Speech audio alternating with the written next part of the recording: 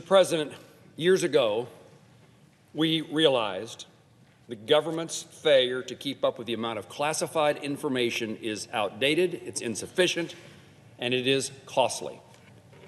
It is important to improve our broken classification system to reduce costs, eliminate years of backlog, and create a more efficient system.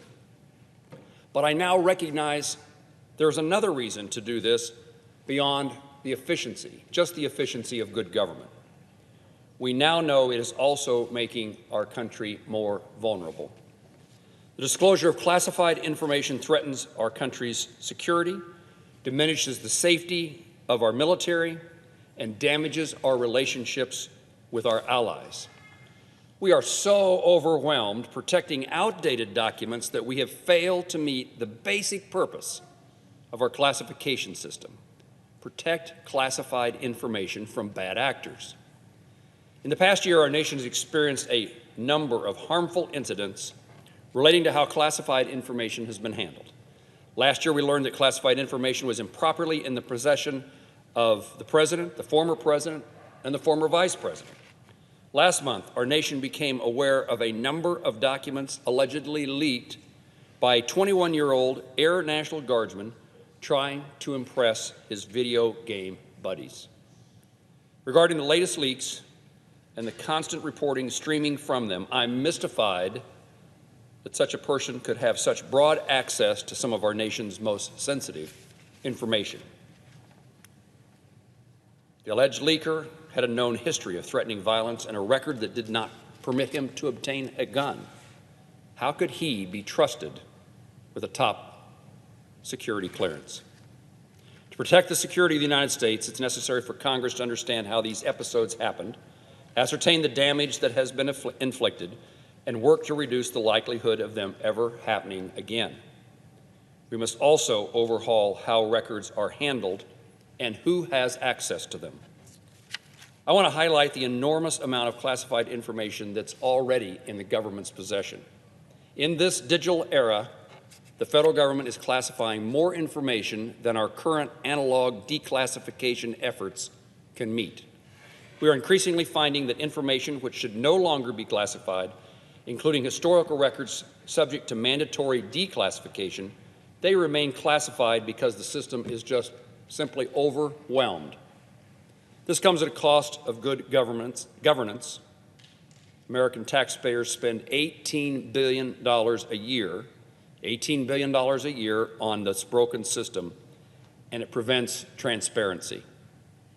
Costly and not good government, citizens without information.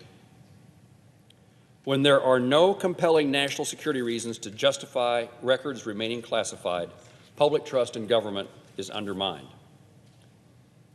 Senator Wyden, the senator from Oregon, and I have attempted to address this growing problem by introducing the Declassification Reform Act in the previous two Congresses.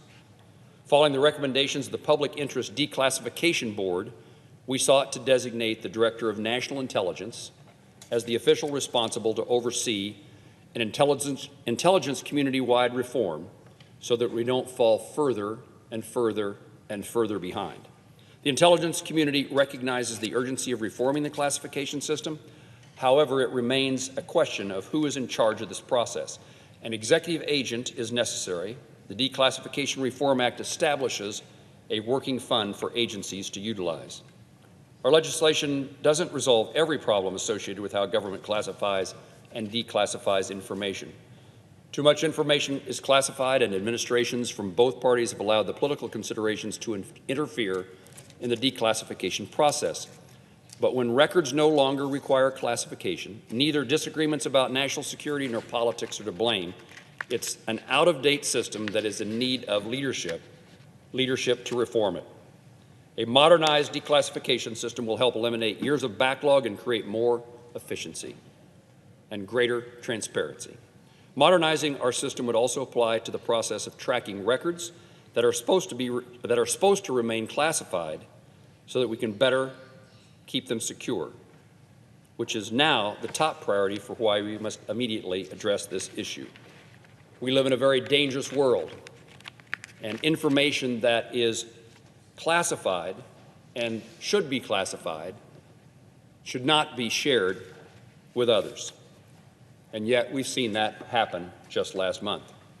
Sensitive information that must remain classified must be protected from carelessness or maliciousness, yet the records that need to remain classified should be made available in a timely fashion. I serve on the Senate Intelligence Committee. I look forward to introducing legislation with Senator Warner, its chairman, Senator Cornyn, and Senator Wyden, other members of that committee, to introduce legislation in the coming days to further address this issue. I also welcome the opportunity to work with my colleagues both on the committee and in this chamber to advance this debate and reach solutions to improve an out-of-date declassification system and better protect our national security. With the challenges we face in this country and around the world, now is not the time for us to look the other way. We can do better, and we need to head down that path quickly. Mr. President, I yield the floor.